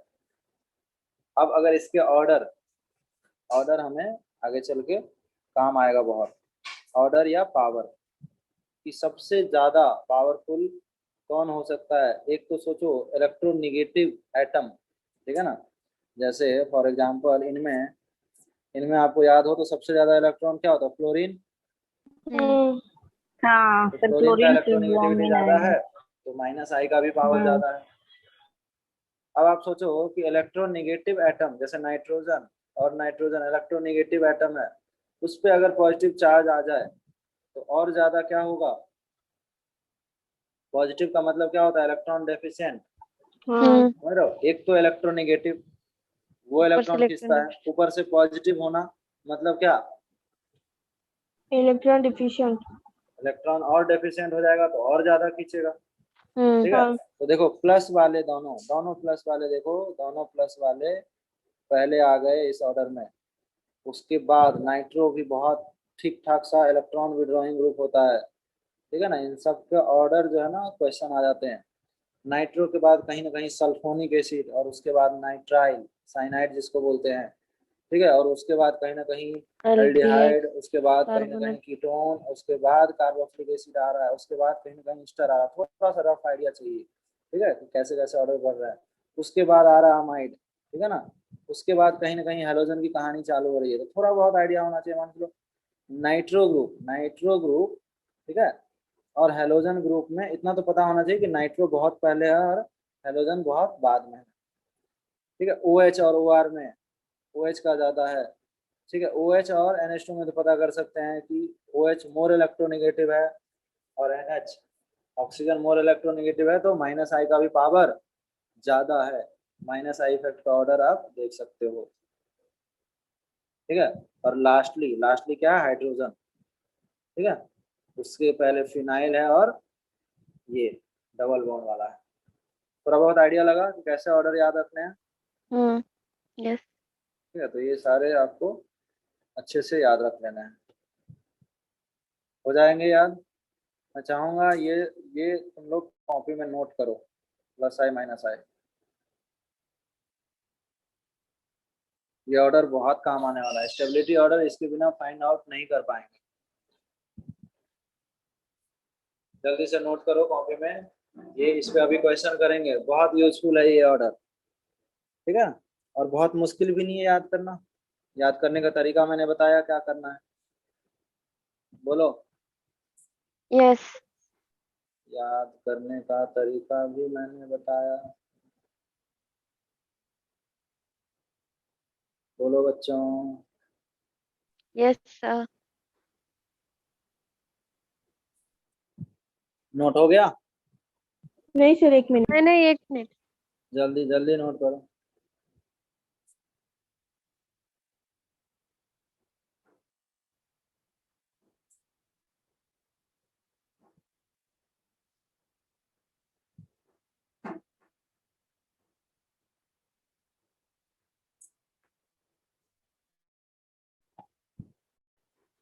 तो हम लोग माइनस आई ग्रुप में एक तो ये कंक्लूड कर लिए कि माइनस आई ग्रुप में क्या होना चाहिए। माइनस आई ग्रुप को पहचानने के लिए कार्बन कार्बन के बिना कुछ नहीं होगा, कार्बन तो होना चाहिए और मोर इलेक्ट्रोनेगेटिव एटम होना चाहिए। ठीक है, जैसे फ्लोरीन क्लोरीन ब्रोमीन, ठीक है ना, या फिर ऑक्सीजन, ठीक है ना, या फिर नाइट्रोजन, ये सब इलेक्ट्रोनेगेटिव एटम होना चाहिए, तो वहां पे माइनस आई हो सकता है। या फिर एक और तरीका ये है कि क्या हो जाए, जो एटम है उसमें पॉजिटिव चार्ज हो जाए, भले वो लेस इलेक्ट्रो डेफिशिएंट। इलेक्ट्रोनेगेटिव हो, लेकिन due to this positive charge, अगर वो लेस इलेक्ट्रोनेगेटिव भी है ए, लेकिन ये पॉजिटिव चार्ज क्या करेगा, this positive charge become what, electron deficient. deficient. This deficient. positive charge known as electron deficient. Positive का मतलब क्या है, इलेक्ट्रॉन डेफिशिएंट। ठीक है ना, बॉन्ड ब्रेकिंग में हमने देखा था कि पॉजिटिव वहां आता था जहां पे बॉन्डेड पेयर इलेक्ट्रॉन एक भी नहीं आता था, और नेगेटिव वहां आता था जहां पे दोनों बॉन्डेड पेयर इलेक्ट्रॉन चले जाते थे। यस और नो? Yes sir. तो पॉजिटिव मतलब इलेक्ट्रॉन डेफिशिएंट, और अब बताओ इलेक्ट्रॉन डेफिशिएंट हो जाएगा तो दूसरों को भी इलेक्ट्रॉन डेफिशिएंट कर देगा ना, तो कार्बन से इलेक्ट्रॉन खींचने की कोशिश करेगी और इस बेचारे कार्बन को भी इलेक्ट्रॉन डेफिशिएंट कर देगा। तो हमारे पास दो केस हो गए। केस फर्स्ट, अगर कार्बन के बगल वाला एटम पे पॉजिटिव चार्ज हो जाए तो माइनस आई हो सकता है, या केस टू, न्यूट्रल एटम है लेकिन इलेक्ट्रोनेगेटिव एटम होना चाहिए। क्लियर है, बताओ।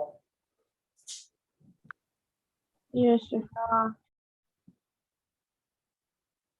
ये सब भी इसीलिए हुआ है क्योंकि ये वाला कार्बन क्या है, sp2 हाइब्रिडाइज है, इलेक्ट्रोनेगेटिव है।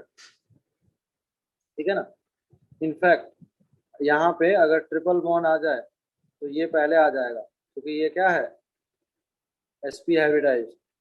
समझ पा रहे हो? अगर मुझे इसमें इस ऑर्डर में ये ट्रिपल बॉन्ड को ऐड करना होगा तो वो कहाँ आ जाएगा, डबल बॉन्ड के पहले आ जाएगा क्योंकि वो sp हाइब्रिडाइज है। Totally minus I based on electronegativity. Clear है, बोलो।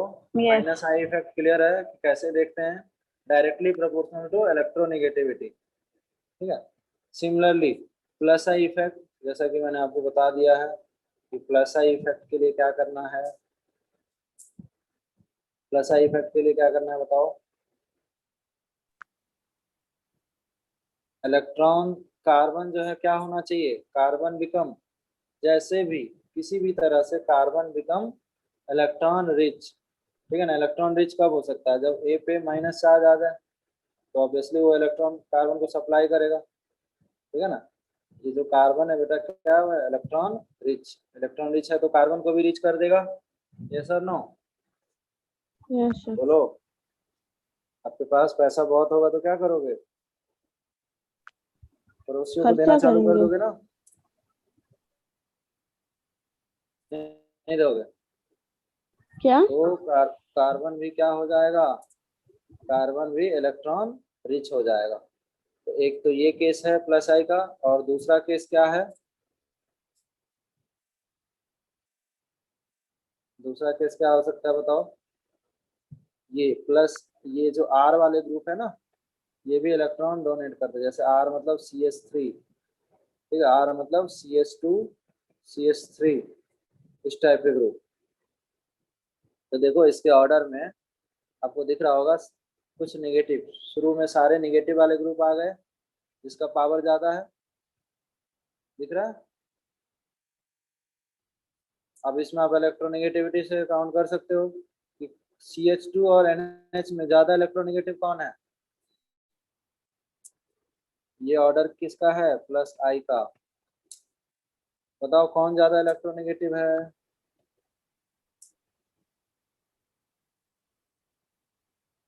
दोनों में ज्यादा इलेक्ट्रोनेगेटिव कौन है, कार्बन और नाइट्रोजन में ज्यादा इलेक्ट्रोनेगेटिव कौन है, ये तो बता दो। Nitrogen nitrogen. मोर इलेक्ट्रोनेगेटिव है। तो अगर प्लस आई की बात करें तो क्या मोर इलेक्ट्रोनेगेटिव एटम की टेंडेंसी है इलेक्ट्रॉन देने की,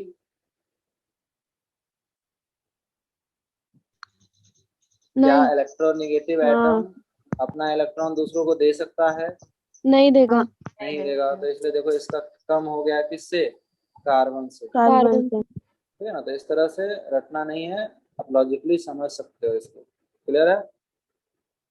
यस। तो यहाँ पे इलेक्ट्रोनेगेटिविटी का उल्टा हो गया प्लस आई फैक्टर में। सिमिलरली इस पे एक पे CO पे नेगेटिव चार्ज है, ठीक है ना, यहाँ पे O पे नेगेटिव चार्ज है, और इस पे क्या है, CO के बाद O पे नेगेटिव चार्ज है। अब इसमें O माइनस का ज्यादा क्यों हो गया बताओ। ऑब्वियसली इसमें आप देख सकते हो कि ये वाला फैक्टर आ गया, यस और नो। यस। यस। ये वाला जो फैक्टर आ गया तो ये भी तो इलेक्ट्रॉन, जब इनका जो इलेक्ट्रॉन है वो इनसे होके जाएगा, और इसमें डायरेक्ट जा रहा है तो ज्यादा हो गया। उसके बाद है टर्शियरी अल्काइल, ठीक है ना। मैंने बताया कि जैसे इसमें अगर देखोगे इन वाले स्ट्रक्चर में ज्यादा प्लस आई का ऑर्डर अगर बात करें, प्लस आई का ऑर्डर किसका हो जाएगा, ज्यादा इनका हो जाएगा, ऐसा नो। अगर ये CH3 इलेक्ट्रॉन डोनेटिंग ग्रुप है तो यहाँ पे एक एक्स्ट्रा CH3 ग्रुप आ गया, या फिर ऐसा सोचो कि CH में अगर 2 CH3 लगा दिया तो और ज्यादा डोनेशन हो गया। यस। CH3 ग्रुप को इलेक्ट्रॉन डोनेटिंग क्यों बोलते हैं वो भी आपको मैं बता देता हूँ, अगर आप इसको सीखना चाहते हो तो ऐसा सीख सकते हो, ठीक है। जैसे C और H, मुझे बताओ इन दोनों में कार्बन और हाइड्रोजन में ज्यादा इलेक्ट्रोनेगेटिव कौन है, कार्बन। कार्बन। तो इलेक्ट्रॉन का डायरेक्शन ये होगा, ये पार्शियल पॉजिटिव होगा, और कार्बन क्या बनेगा, पार्शियल नेगेटिव। इसी तरह ये भी पार्शियल पॉजिटिव पार्शियल नेगेटिव, इसी तरह से ये भी partial positive and partial negative. मतलब कार्बन क्या बन गया, इलेक्ट्रॉन रिच बन गया। यस। और कार्बन जब इलेक्ट्रॉन रिच बन गया हाइड्रोजन से, तो ये यहाँ से किसी से सप्लाई करेगा। तो अगर हम कंपैरिजन करें प्लस आई के पावर का कंपैरिजन करें तो CH3 से हाइड्रोजन से कहीं ना कहीं ज्यादा होगा। बोलो, हाइड्रोजन से कहीं ना कहीं ज्यादा होगा ना उसका, तो इसमें 3 हाइड्रोजन देने वाले हैं, तो हाइड्रोजन हमारा रेफरेंस वैल्यू है। तो उसी कंपैरिजन में अगर हम बात करें तो इसमें CH3 है, या यूं कह ले कि यहाँ पे 3 हाइड्रोजन है और यहाँ पे 2 हाइड्रोजन और एक मिथाइल भी आ गया, एक डोनेटिंग फैक्टर बढ़ गया, इसमें 2 बढ़ गए, यस और नो? तो सबसे ज्यादा इसका हो जाएगा। तो वही है, tertiary alkyl, secondary alkyl, primary alkyl, फिर CH3 और फिर H। बोलो इस ऑर्डर में कोई दिक्कत है क्या? अगर दिक्कत नहीं है तो इस ऑर्डर को लिख लो जल्दी से, ठीक है? इस ऑर्डर को जल्दी से लिख लो, इस ऑर्डर को जल्दी से लिख लो, ठीक है? प्लस आई के पावर का जो ऑर्डर है ये यूज होने वाला है।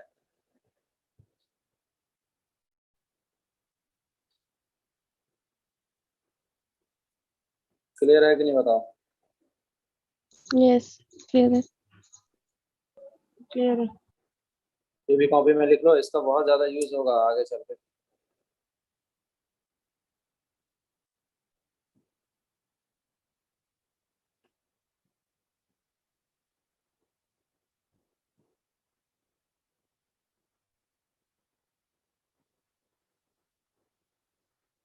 लिख लिए क्या? हाँ सर, हो गया. ओके। तो प्लस आई और माइनस आई का ऑर्डर हम क्यों पढ़ रहे हैं, ठीक है? इसका एप्लीकेशन क्या होना चाहिए? सिमिलरली यहाँ भी ये देख सकते हो कि जैसे जैसे आर ग्रुप बढ़ता गया है, ठीक है ना, यहाँ पे CH3 था, यहाँ पे इथाइल आया और यहाँ पे प्रोपाइल आया, तो देखो प्लस आई का पावर भी क्या हो गया, बढ़ गया, ठीक है? अगर हम इसकी एप्लीकेशन की बात करें तो स्टेबिलिटी ऑफ कार्बोकेटाइन में, ठीक है ना, प्लस आई माइनस आई का ऑर्डर अगर हम बात करें तो क्या होगा? Stability of carbocation is directly proportional to plus I हो जाएगा और इनवर्सली प्रोपोर्शनल क्या हो जाएगा, minus I, sir no? Yes. ये समझ पा रहे हो कि अगर एप्लीकेशन की बात करें तो क्या एप्लीकेशन होना चाहिए?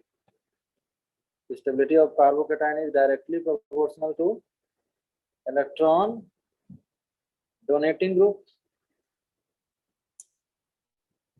क्योंकि कार्बोकेटाइन खुद क्या है, इलेक्ट्रॉन डेफिशिएंट स्पीशीज है। तो इलेक्ट्रॉन डोनेटिंग ग्रुप अगर रहेगा, जैसे फॉर एग्जांपल ये है आपके पास कार्बोकेटाइन, तो डू यू थिंक तीनों ग्रुप अगर क्या हो जाए, प्लस आई वाला हो जाए, ठीक है ना, प्लस आई वाला हो जाए, तीनों ग्रुप से प्लस आई आ जाए अगर, तो क्या होगा बताओ? कार्बोकेटाइन को इलेक्ट्रॉन मिलेगा, हाँ. हाँ। ठीक है, तो स्टेबिलिटी बढ़ेगी। और उल्टा electron withdrawing group Stability decrease होगी. डिक्रीज होगी। डिक्रीज होगी। और जो हम स्टेबिलिटी का फंडा पढ़े थे चार्ज वाला, ठीक है, पोटेंशियल एनर्जी वाला जो बता रहा था, उसमें भी तो यही बता रहा था, हाँ. यहाँ पे चार्ज कम है और इधर चार्ज ज्यादा है, तो चार्ज इधर आके क्या होगा, डिस्पर्स होगा, हाँ। तो यहाँ रिपल्सन नहीं होगा। लेकिन कार्बन आयन में ऑलरेडी फ्री रेडिकल में वैसा ही होता है जैसा कार्बोकेटाइन में होता है, लेकिन कार्बन आयन में क्या होगा बताओ? ऑलरेडी उस पे क्या है, इलेक्ट्रॉन रिच है ये, बोलो। तो उसको तो कोई ऐसे ग्रुप चाहिए ना जो इलेक्ट्रॉन को क्या करे, विड्रॉ करे। Withdraw करे. अगर इसमें आप इलेक्ट्रॉन डोनेटिंग लगा दिए तो सोचो क्या होगा, प्रलय आ जाएगा, बढ़ जाएगा उस पे, अनस्टेबल हो ठीक है ना, जाएगा. बढ़ हाँ। जाएगा बेचारा, ठीक है ना। तो ऐसा नहीं करना है। और अभी हम लोग पढ़े भी थे कि अगर चार्ज, ठीक है, चार्ज क्या होता है, लोकलाइज होता है या फिर इंटेंसिफाइड होता है, तो क्या होता है, स्टेबिलिटी घटती है। और अगर चार्ज डिस्पर्स हाँ. होता है, जैसे अभी अगर इलेक्ट्रॉन विड्रॉइंग होगा तो क्या करेगा, चार्ज डिस्पर्स करेगा, हाँ। चार्ज खींचेगा, इधर हाँ. से भी खींचेगा, इधर से भी खींचेगा। इसकी नेगेटिव चार्ज जो है ना, सारे नेगेटिव चार्ज क्या कर लेंगे, पुल कर लेंगे, खींच लेंगे। हाँ। और खींच लेंगे तो कार्बन आयन बहुत ज्यादा क्या हो जाएंगे, स्टेबल हो जाएंगे, ठीक है ना। तो यहाँ पे हम क्या हाँ। बोल सकते हैं बच्चों, कि carbon ion is directly directly proportional proportional to electron withdrawing EW। Group inversely proportional to group. Electron donating group donating group, and more correctly I would say minus I, I upon plus. more categorically directly proportional to minus I and plus I. Clear है? Free radical में वैसा ही होगा जैसा as same as carbocation. ठीक है? Yes sir. तो बोलो बच्चों, स्टेबिलिटी ऑर्डर है, ये सब देख लो थोड़ा, किसी में कोई डाउट है तो पूछो। स्टेबिलिटी ऑर्डर, ये फर्स्ट क्वेश्चन, ये सेकंड क्वेश्चन,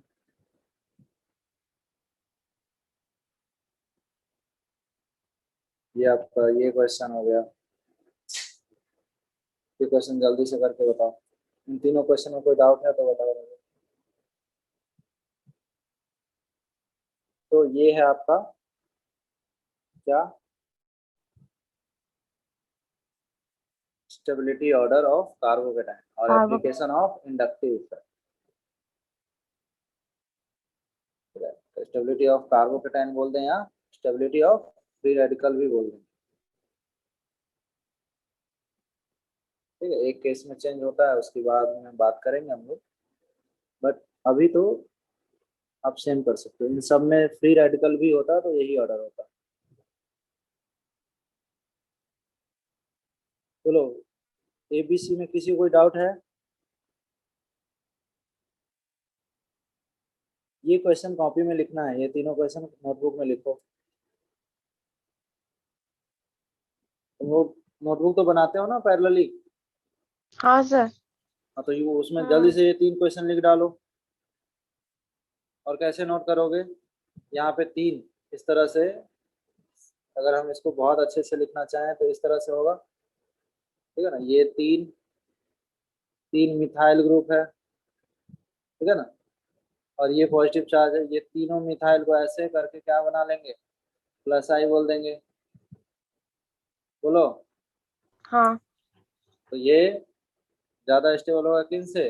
जहाँ पे 2 ही मिथाइल लगे होंगे। मिथाइल लगे। ठीक है, क्योंकि यहाँ पे 2 ही प्लस आई है, इस तरह से। ठीक है, जल्दी से 3 क्वेश्चन लिख डालो। सिमिलरली ये है, ये क्या है, प्लस आई फैक्टर है, और ये बी आर क्या है बताओ, माइनस आई फैक्टर है। ये सी एल क्या है, माइनस आई फैक्टर है, और ये फ्लोरीन भी क्या है, माइनस आई फैक्टर है। तो ऑब्वियसली ज्यादा स्टेबल कौन होगा बच्चों? ये इलेक्ट्रॉन डोनेटिंग है, और ये तीनों क्या है, इलेक्ट्रॉन विड्रॉइंग। ऑब्वियसली ज्यादा स्टेबल फर्स्ट हो जाएगा। अब इन तीनों में बच्चों क्या देखना पड़ेगा आपको, ऑर्डर कौन ऑफ, मोर ज्यादा इलेक्ट्रोनेगेटिव है। हाँ, ऑर्डर ऑफ, यस, माइनस आई। और माइनस आई का ऑर्डर में आप बताओ सबसे पहले कौन था? फ्लोरीन आएगा। सबसे पहले फ्लोरीन आएगा माइनस आई के ऑर्डर में। सबसे पहले फ्लोरीन आएगा, फिर क्लोरीन आएगा, फिर ब्रोमीन आएगा, फिर आयोडीन आएगा। तो बोलो बच्चों, अगर माइनस आई कार्बोकेटाइन में माइनस आई अगर ज्यादा होगा तो अनस्टेबल भी ज्यादा होगा, ये अनस्टेबिलिटी बढ़ जाएगी। ठीक है। तो इसीलिए Br का पहले आ रहा है, फिर Cl का, फिर F का। सिमिलरली C का भी कर लो। जल्दी से ये तीनों क्वेश्चन नोट कर डालो अपने नोटबुक में, और इस तरह से एक्सप्लेनेशन के साथ, ठीक है ना। ग्रुप को सर्कल करके उनके नीचे कौन सा ग्रुप है, EDG, EWG, प्लस आई, माइनस आई, ये सारी चीजें लिखनी है। ठीक है, यस सर। ऐसा ही लिखना। ठीक है, जो लोग नहीं लिख रहे हैं, ठीक है, कैमरा ऑन करके मैं चेक करवा लूंगा। ठीक है, मुझे अगर जिस पे भी शक हो गया, ठीक है ना, रैंडमली कैमरा ऑन करना पड़ सकता है, इसलिए बेटर है लिख लो।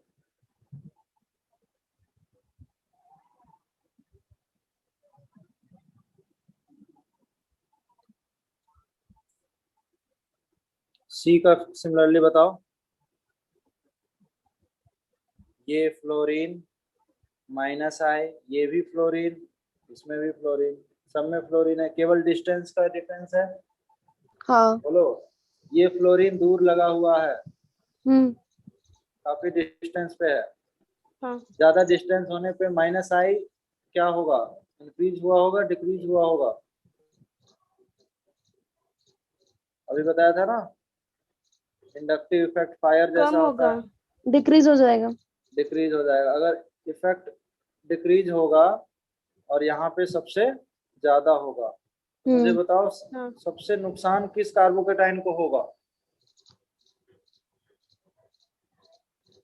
अगर माइनस आई मोस्ट पावरफुल होगा तो नुकसान किसको ज्यादा होगा, फर्स्ट वाले को या थर्ड पहले वाले को? वाले को। फर्स्ट वाला हाईली अनस्टेबल हो जाएगा, हाँ, फर्स्ट वाले को होगा। हाँ ठीक है, तो ये आपका लीस्ट स्टेबल हो जाएंगे, ठीक है, यस। और ये क्या हो जाएंगे, मोस्ट हाई। स्टेबल हो जाएंगे। हालांकि स्टेबल तो कोई नहीं है, लेकिन रिलेटिवली अगर हम बात करें तो ऐसा हो जाएगा, ठीक है। ये क्वेश्चन छोड़ दो, ये क्वेश्चन आपको अभी समझ में आएगा, बाद में समझाऊंगा, ठीक है। सिमिलरली फ्री रेडिकल के केस में देख लो, सिमिलरली फ्री रेडिकल के केस में भी आप जल्दी से ये दो क्वेश्चन लिख डालो। Free radical is directly proportional to electron donating group, inversely proportional to electron withdrawing group, just like carbocation. जल्दी से ये दो क्वेश्चन लिख डालो।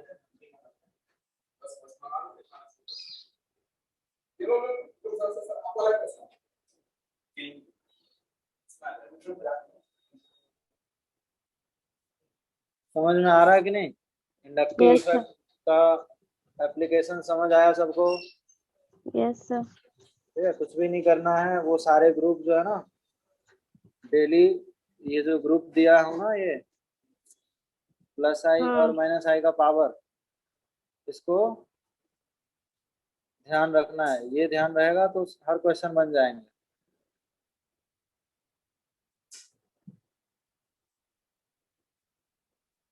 देखो ऐसा ही ऑर्डर किसके लिए भी था, कार्बोकेटाइन में भी यही ऑर्डर था ना,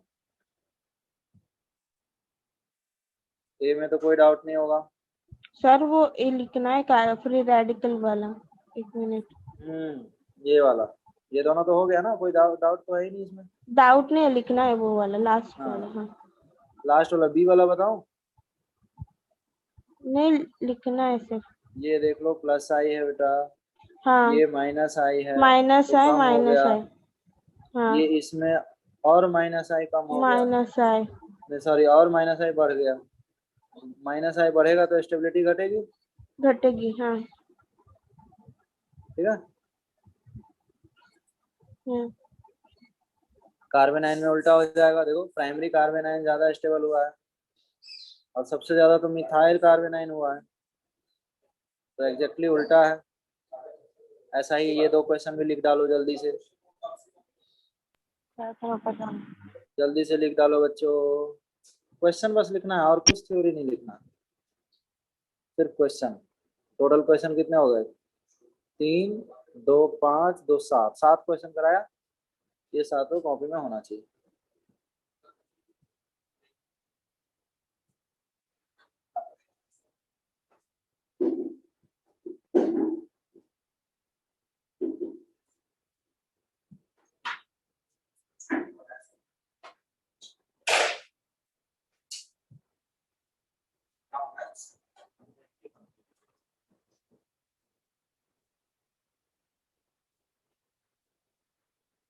हो गया क्या? एक मिनट।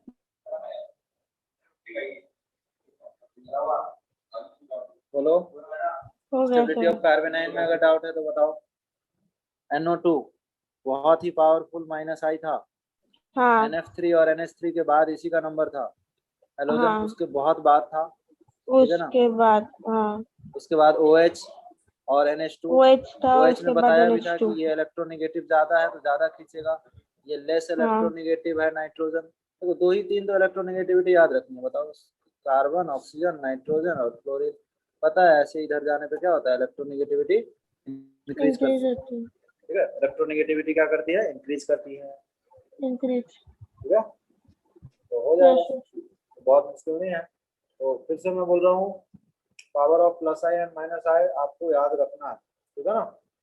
पहले Yes, हनुमान sir. चालीसा के जैसे उसको 2-3 बार जाप करना है। कर लोगे? Yes sir. पक्का? Yes, sir. पक्का। ठीक है, तो ये था आपका इंडक्टिव का कहानी।